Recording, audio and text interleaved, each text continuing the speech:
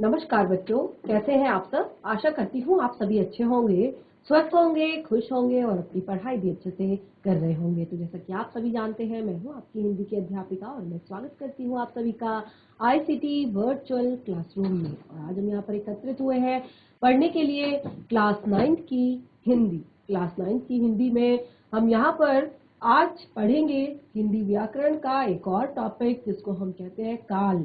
और काल का अर्थ होता है समय, और इंग्लिश में आप पढ़ते हैं काल को टेंसेस के रूप में।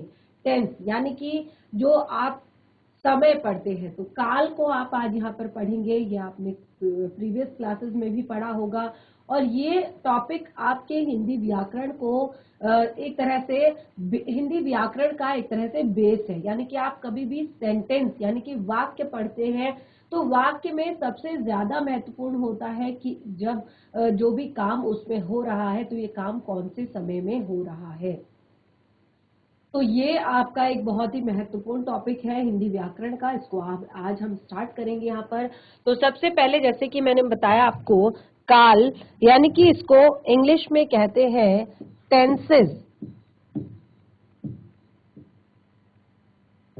तो इंग्लिश में भी आपने काल पढ़े होंगे और अब हम इसको हिंदी में पढ़ते हैं। अब आप यहाँ पर देखना काल काल क्या होता है। ठीक है, काल किसे कहते हैं। तो काल का अर्थ तो मैंने अब आपको बता दिया कि काल का अर्थ होता है समय। लेकिन आप व्याकरण में कैसे काल पढ़ते हैं, कैसे समय को निर्धारित करते हैं, कैसे बताते हैं कि काल क्या है, तो वो हम यहाँ पर पढ़ेंगे। अब देखिए, आपको पता चल ही गया होगा टेंसेस के आधार पर, यानी कि आपने इंग्लिश में जब टेंसेस पढ़े होंगे तो उसमें कितने टाइप्स के होते हैं टेंसेस। तो वही हम यहाँ पर आज हिंदी में पढ़ने जा रहे हैं। तो सबसे पहले मैं यहाँ पर कुछ वाक्य लिखूंगी और आप उन वाक्यों को देखेंगे और उसके बाद बताएंगे कि इन वाक्यों में क्या अंतर है। ठीक है, तो सबसे पहले देखिए हम यहाँ पर लिखते हैं वाक्य, भारत 15 अगस्त, भारत 15 अगस्त 1947, भारत 15 अगस्त 1947 को आजाद हुआ था।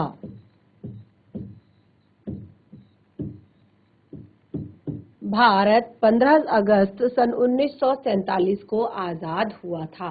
ठीक है, दूसरा है, मैं प्रतिदिन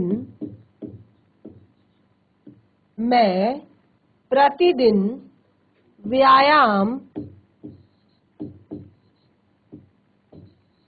करता हूँ।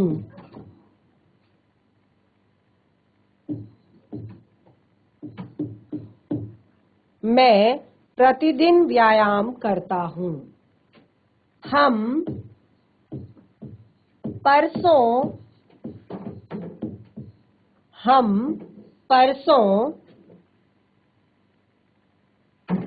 या परसों हम, ठीक है,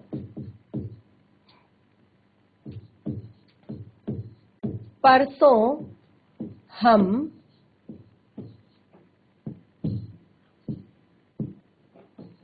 मुंबई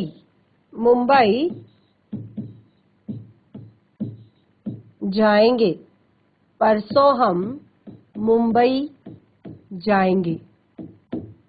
तो देखिए, मैंने आपको कहा कि मैं यहाँ पर 3 वाक्य लिखूंगी, 3 सेंटेंस लिखूंगी और आपको बताना होगा कि इनमें क्या अलग है, किस तरह से ये सेंटेंस, किस तरह से ये वाक्य एक दूसरे से अलग है। तो यहाँ पर आप देखेंगे, पहला है, भारत 15 अगस्त 1947 को आजाद हुआ था। आजाद हुआ था। दूसरा, मैं प्रतिदिन व्यायाम करता हूं। मैं प्रतिदिन व्यायाम करता हूं। परसों हम मुंबई जाएंगे। तो आप वाक्यों को हमने पढ़ा और यहाँ पर आप देख रहे हैं कि पहला वाक्य जो है इसमें काफी समय पहले की बात हो रही है कि भारत 15 अगस्त सन 1947 को आजाद हुआ था। तो 15 अगस्त 1947 लगभग एक तरह से यहाँ पर बहुत सारा टाइम हो गया है, 70-75 वर्ष का जो समय है वो हो गया है। तो यहाँ पर जो ये बात है ये काफी समय पहले की है, तो जो क्रिया है आप देख सकते हैं हुआ था, ठीक है।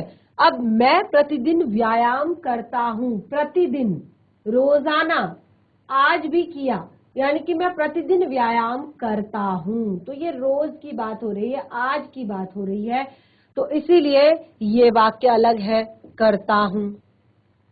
परसों हम मुंबई जाएंगे, परसों हम मुंबई जाएंगे, हम मुंबई कब जाएंगे, परसों जाएंगे, ठीक है। तो जाएंगे, आप यहाँ पर देख सकते हैं कि जो तीनों क्रियाएं हैं, जो तीनों क्रियाएं हैं, पहली क्रिया हुआ था, दूसरी क्रिया करता हूं और तीसरी क्रिया जाएंगे।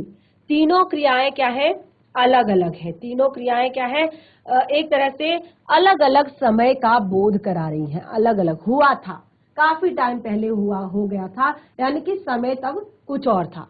करता हूं यानी कि आज की बात हो रही है, जाएंगे यानी कि आने वाले समय की बात हो रही है। तो तीनों चीजें इसमें आ गई, आप देख सकते हैं, यानी कि एक तरह से अलग अलग समय का यहाँ पर बोध हमें हो रहा है।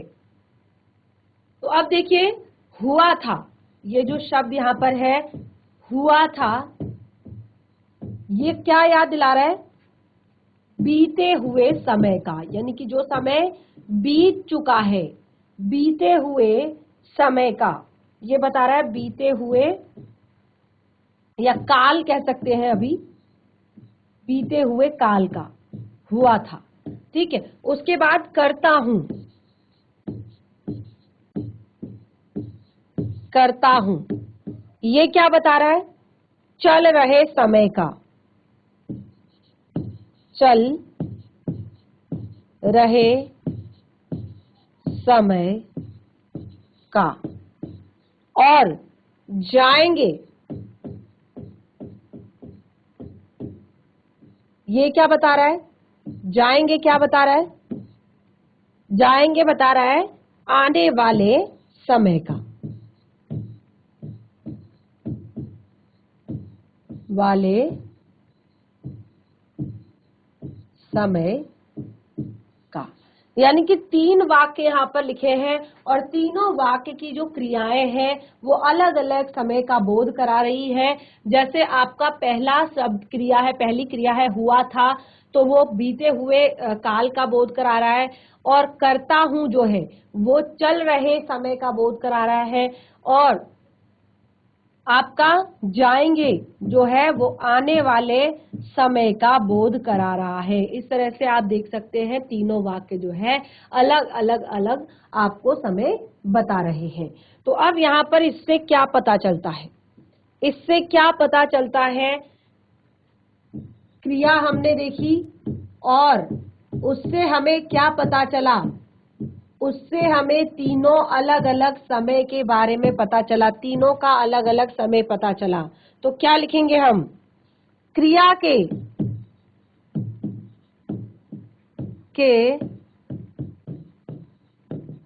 जिस रूप से, क्रिया के जिस रूप से उसके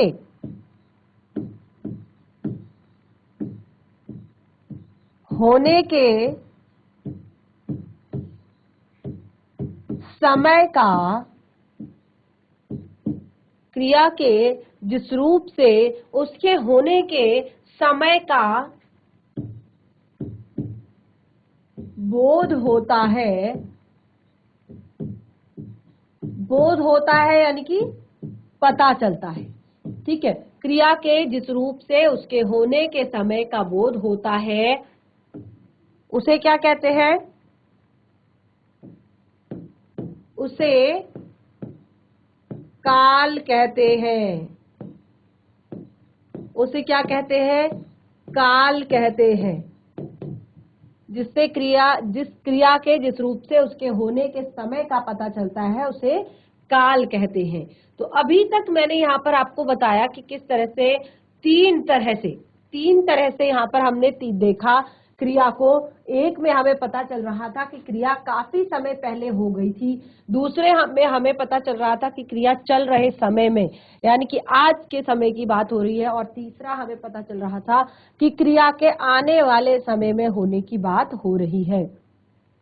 ठीक है, तो इससे क्या पता चलता है? इससे पता चलता है कि हमें समय का पता चलता है कि क्रिया कब हुई है। तो इसके आधार पर, ठीक है, इसी आधार पर, इसी आधार पर काल के 3 भेद बताए, इसी आधार पर काल के 3 भेद माने जाते हैं,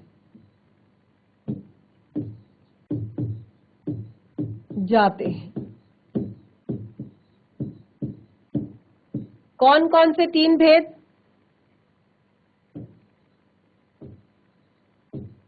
भूतकाल, दूसरा आपका वर्तमान काल, तीसरा आपका भविष्यत काल।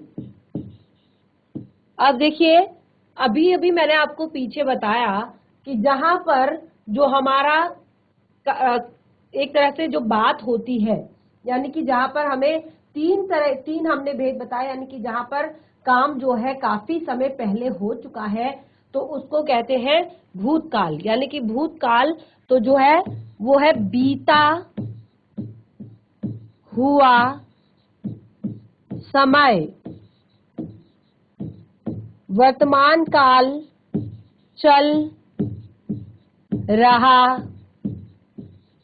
समय। भविष्यत काल आने वाला समय। ठीक है, तो ये है आपके 3 तरह के काल। भूतकाल यानी कि जो बीता हुआ है, जो काफी समय पहले हो गया है, और वर्तमान काल यानी कि जो चल रहा है, भविष्यत काल यानी कि जो आने वाला समय है के बारे में जहां पर बात हो रही हो। अब एक एक करके तीनों को पढ़ेंगे, यानी कि भूतकाल किसे कहते हैं, भूतकाल में किस तरह से जो क्रिया है उसका वर्णन होगा, फिर भविष्यत काल, फिर वर्तमान काल, और उसके बाद भविष्यत काल। तो सबसे पहले चलिए भूतकाल को हम स्टार्ट करते हैं। सबसे पहले भूतकाल से ही स्टार्ट करते हैं, और जिसको इंग्लिश में कहते हैं पास्ट टेंस। इंग्लिश में आपने टेंसेस पढ़े होंगे, past tense, present tense and future tense. ठीक है, जो पास्ट का अर्थ होता है बीता हुआ, पास्ट का अर्थ होता है बीता हुआ, प्रेजेंट का अर्थ होता है वर्तमान, ठीक है, और फ्यूचर का अर्थ होता है भविष्य। तो पास्ट, प्रेजेंट एंड फ्यूचर, भूतकाल, भविष्य, वर्तमान काल और भविष्यत काल। तो सबसे पहले भूतकाल के विषय में यहाँ पर लिखते हैं, भूतकाल किसे कहते हैं। अब देखिए बहुत ही सरल है, ठीक है। सरल कैसे है कि यहाँ पे हम लिखेंगे क्रिया के जिस रूप से, क्रिया के जिस रूप से बीते हुए समय, क्रिया के जिस रूप से बीते हुए समय में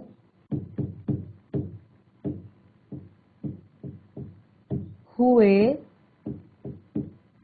समय में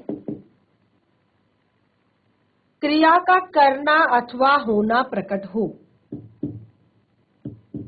क्रिया का एक तरह से क्रिया का करना या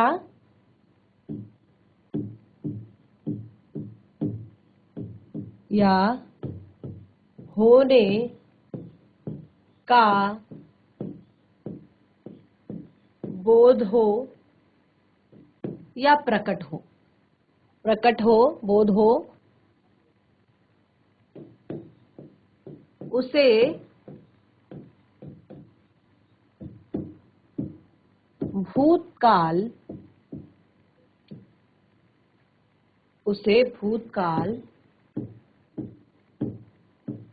कहते हैं।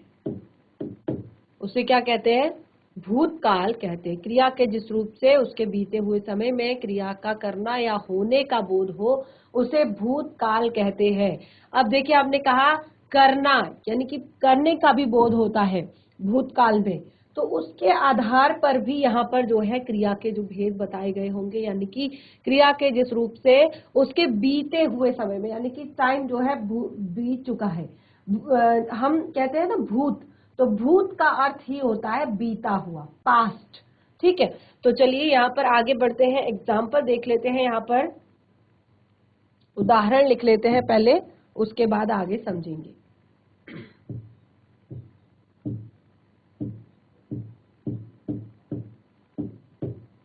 हम मुंबई घूमने गए थे।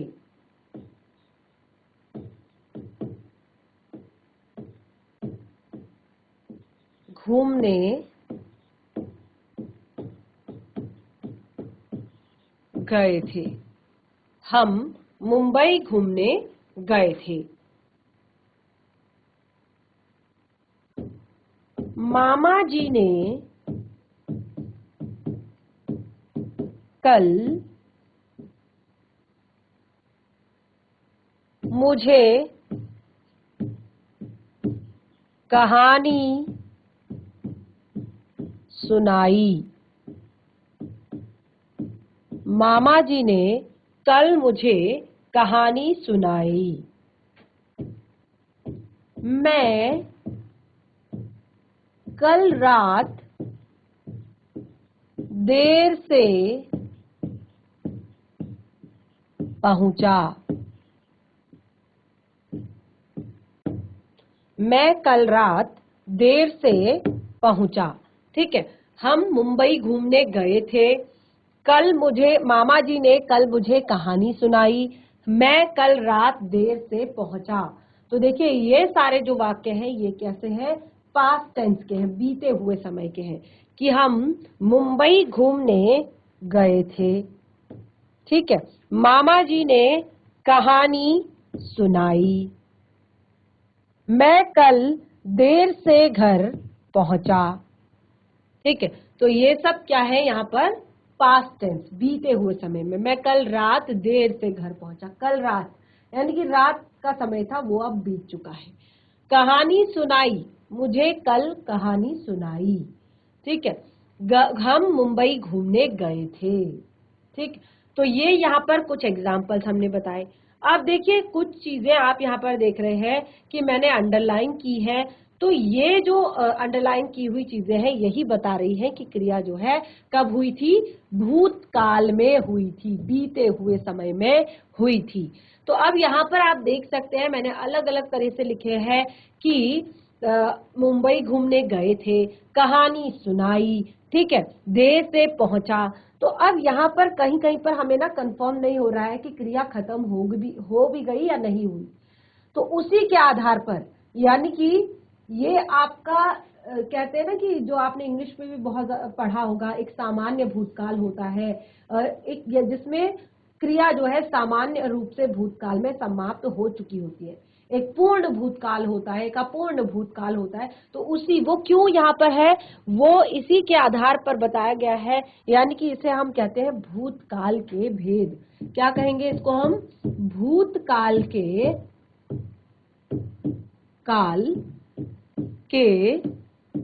भेद। यानी कि भूतकाल के भी आपको टाइप्स नजर आएंगे, भूतकाल के भी आपको भेद नजर आएंगे। यानी कि वहां भी आपको बताना होगा कि क्रिया किस टाइम पे एग्जैक्ट, यानी कि काफी समय पहले पूरी हो गई, या अभी अभी हुई है, या भूतकाल में स्टार्ट हो चुकी थी लेकिन अभी तक समाप्त नहीं हुई है। तो इस तरह के जो आपके भेद है वो हम यहाँ पर एक बार लिख लेते हैं, क्रिया के भूतकाल के। तो सबसे पहले देखिए, हम हेडिंग डालेंगे भूतकाल के भेद। तो देखिए भूतकाल के यहाँ पर 6 भेद है। सबसे पहले आप नोट कीजिए। पहला, सामान्य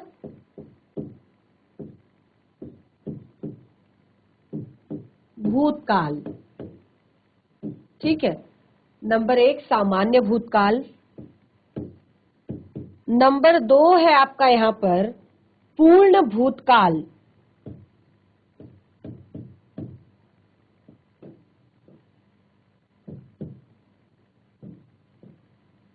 नंबर 3 है आपका अपूर्ण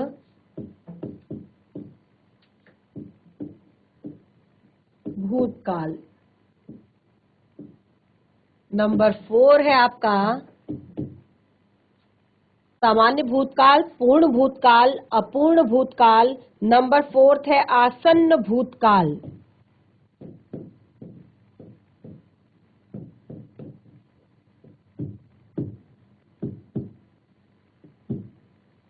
और नंबर 5 है आपका यहाँ पर संदिग्ध भूतकाल, यानी कि जहां पर क्रिया जो है एक तरह से संदिग्ध हो कि भूतकाल में स्टार्ट तो हो गई थी लेकिन समाप्त हुई है या नहीं, उसको कहते हैं संदिग्ध भूतकाल। ठीक है, संदिग्ध।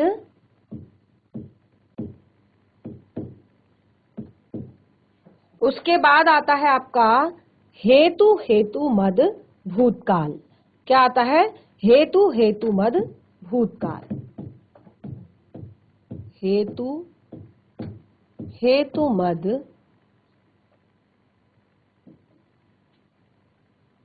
हेतु हेतु मद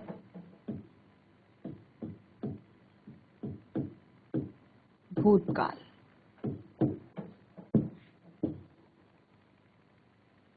तो ये 6 हमने यहाँ पर भूतकाल के भेद बताए।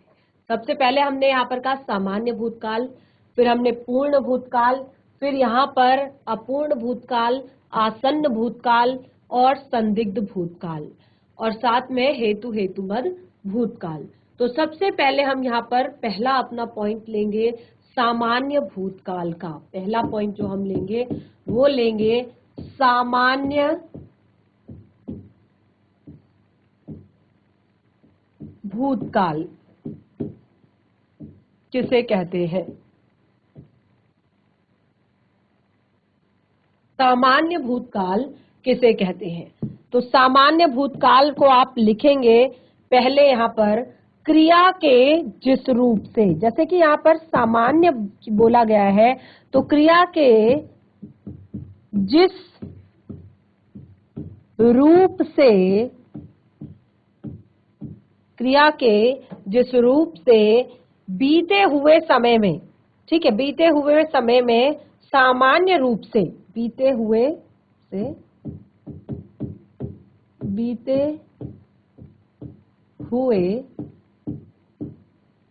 समय में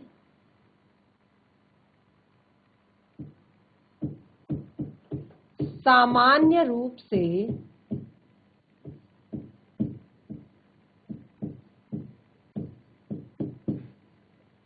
किसी, सामान्य रूप से बीते हुए समय में किसी कार्य का होना प्रकट होता है। बीते हुए समय में सामान्य रूप से किसी कार्य का होना प्रकट होता है, यानी कि कार्य जो है बीते हुए समय में सामान्य रूप से हो रहा है। ठीक है, तो इसको कहते हैं हम सामान्य भूतकाल। क्या कहते हैं? सामान्य भूतकाल। तो चलिए एग्जाम्पल लिखते हैं यहाँ पर। सबने नोट डाउन कर लिया होगा, आप सभी ने ये नोट डाउन कर लिया होगा। तो एक बार फिर से पढ़ लेते हैं। सामान्य भूतकाल किसे कहते हैं? क्रिया के जिस रूप से बीते हुए समय में किसी कार्य के सामान्य रूप से होने की क्रिया, सामान्य रूप से होने का एक तरह से बोध होता है, या सामान्य रूप से होना प्रकट होता है, उसे सामान्य भूतकाल कहते हैं। तो देखिए एग्जाम्पल लिख लेते हैं अब हम यहाँ पर।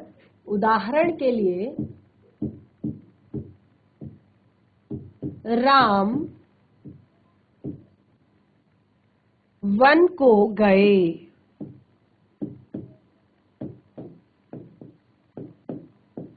राम वन को गए। रोहन ने पुस्तक पढ़ी। राम वन को गए, रोहन ने पुस्तक पढ़ी। मैंने परीक्षा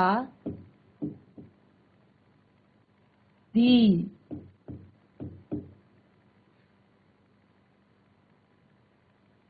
मोहन ने दरवाजा खोला। मोहन ने दरवाजा खोला। राम वन को गए, रोहन ने पुस्तक पढ़ी, मैंने परीक्षा दी, मोहन ने दरवाजा खोला। तो देखिए, आप देख सकते हैं कि सारे काम हो चुके हैं, सारे काम हो चुके हैं और बिल्कुल सामान्य रूप से। राम वन को गए, रोहन ने पुस्तक पढ़ी, मैंने परीक्षा दी, मोहन ने दरवाजा खोला। तो ये है सामान्य भूतकाल, जिसमें क्रिया के भूतकाल में सामान्य रूप से होना प्रकट होता है। ठीक है, अब ये भूतकाल हमारा यहाँ पर कंप्लीट हो गया। तो ये जो वाक्य है ये सब यहाँ पर बता रहे हैं कि ये बीते हुए समय में क्या बोलते हैं, हो रखी है, और सारी क्रियाएं जो है भूतकाल की हैं। गए, ठीक है, पढ़ी, दी, खोला, ठीक है, ये सारी क्रियाएं क्या है, भूतकाल की हैं। तो ये यहाँ पर कंप्लीट हुआ। नेक्स्ट हमारा, हमने यहाँ पर क्या लिखा था, नंबर 2,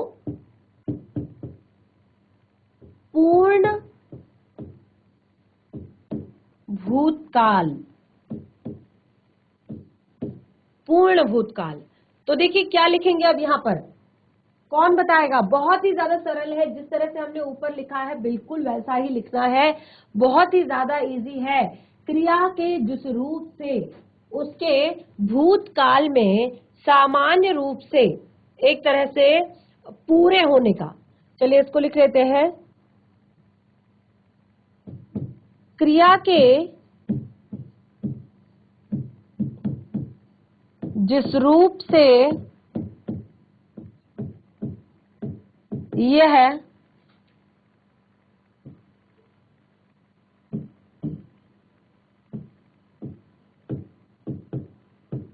पता चले कि कोई कार्य, ठीक है, अब पूर्ण भूतकाल की बात की जा रही है, तो देखिए उसको कैसे लिखेंगे, कोई कार्य बीते हुए समय में, कार्य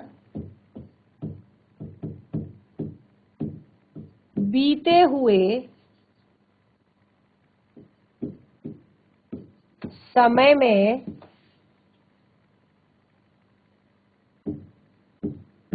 आरंभ, बीते हुए समय में आरंभ होकर या आरंभ हुआ था और भूतकाल में ही समाप्त हो गया। आरंभ हुआ था और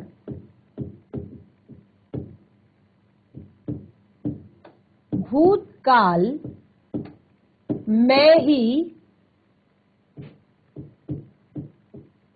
समाप्त हो गया। ठीक है, भूतकाल में शुरू हुआ था और भूतकाल में ही समाप्त हो गया, उसे पूर्ण भूतकाल,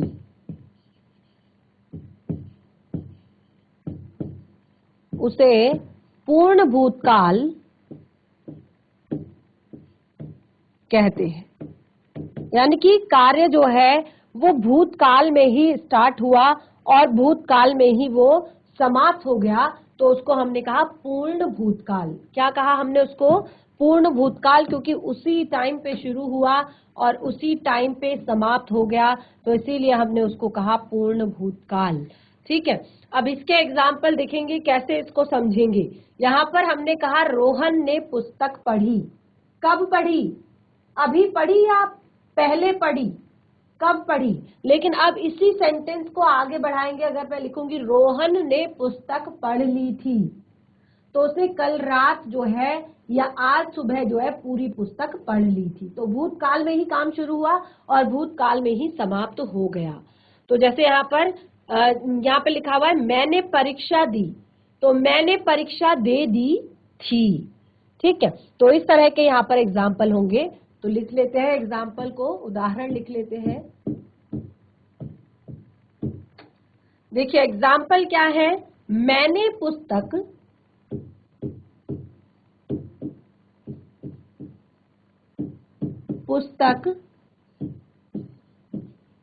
पढ़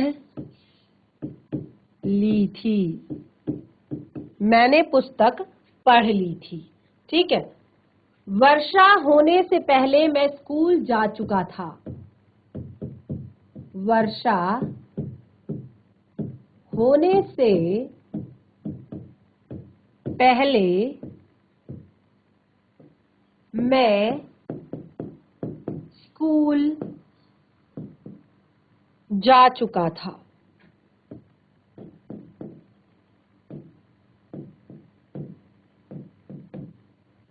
ठीक है, पूर्ण भूतकाल की बात की जा रही है। मैंने खाना खा लिया था। मैंने खाना खा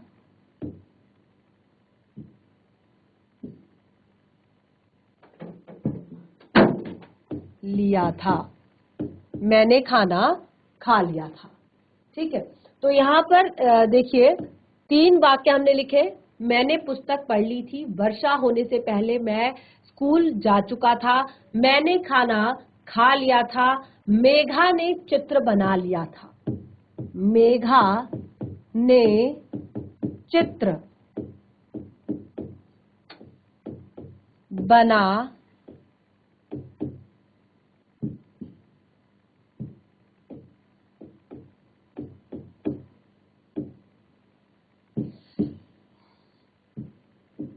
लिया था। सारे वाक्य आप देख रहे हैं। मैंने पुस्तक पढ़ ली थी। अब फिर से मैं यहाँ पर अंडरलाइन कर देती हूँ, मैंने पुस्तक पढ़ ली थी, मैं स्कूल जा चुका था, मैंने खा लिया था, मैंने बना लिया था। ठीक है, तो यहाँ पर जो चारों क्रियाएं हैं, आप 4 क्रियाएं देख रहे हैं, चारों ही क्रियाएं किस तरह की है? चारों क्रियाएं भूतकाल की है और वो भी पूर्ण भूतकाल की। ठीक है, तो इस तरह से यहाँ पर हमने ये वाला जो एक तरह से वाक्य है ये भी हमने पढ़ लिया। और मैंने पुस्तक पढ़ ली थी, वर्षा होने से पहले मैं स्कूल जा चुका था, सारी चीजें आप देख रहे हैं कि वो भूतकाल में स्टार्ट हुई और भूतकाल में ही खत्म हो गई, इसीलिए इसे पूर्ण भूतकाल कहा। ठीक है, पूर्ण हो गया कार्य भूतकाल में ही। उसके बाद दूसरा अगला हमारा टॉपिक था अपूर्ण भूतकाल। अगला क्या था हमारा टॉपिक? नंबर 3, अपूर्ण भूतकाल। अब देखिए नाम से ही पता चल रहा है, अब आपको यहाँ पर मुझे लगता नहीं कि बताने की जरूरत है, आप इसकी परिभाषा बहुत ही आसानी से अपने आप लिख सकते हैं कि क्रिया के जिस रूप से यह प्रतीत होता है कि कार्य बीते हुए समय में आरंभ तो हुआ था लेकिन पूर्ण नहीं हुआ था। बिल्कुल जस्ट अपोजिट करेंगे इस पहली वाली लाइन का कि कार्य भूतकाल में स्टार्ट तो हो चुका था लेकिन वो पूरा नहीं हुआ था, इसीलिए उसको कहा अपूर्ण भूतकाल।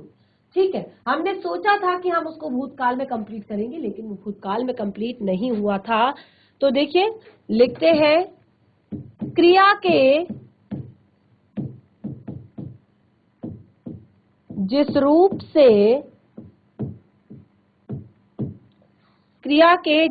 से यह प्रतीत हो कि कार्य बीते हुए समय में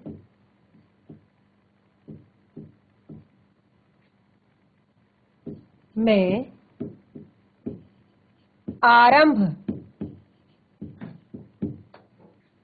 हुआ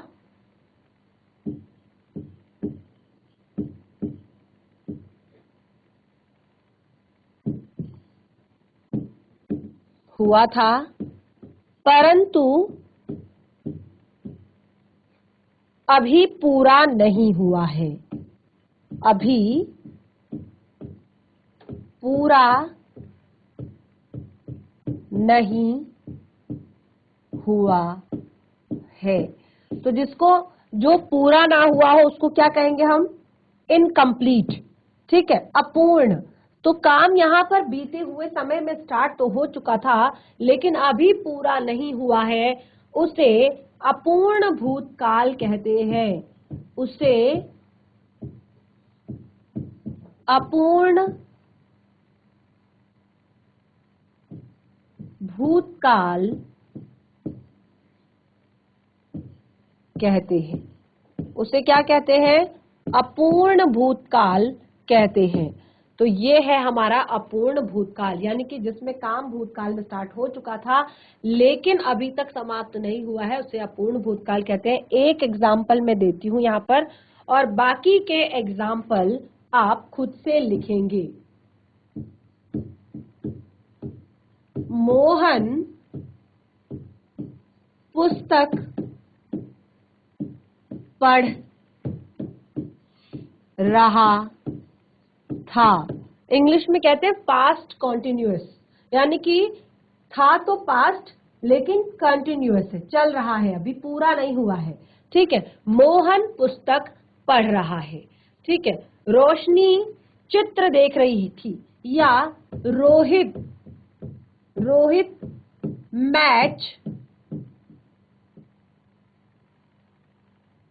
देख रहा था। रोहित मैच देख रहा था। दो एग्जाम्पल मैंने लिख लिए, दो एग्जाम्पल आप लिखेंगे। आपका होमवर्क है, आप घर पर जाकर एक बार रिवाइज करेंगे इस पूरे टॉपिक को, जितना भी आपने पढ़ा है काल के विषय में, और उसके भेद कितने आपने पढ़े हैं उससे जानेंगे, और साथ ही ये जो दो होमवर्क दिए हैं इन्हें भी करेंगे। बाकी के टॉपिक को कंटिन्यू करेंगे हम अपने नेक्स्ट सेशन में। तब तक के लिए धन्यवाद। आपका दिन शुभ हो।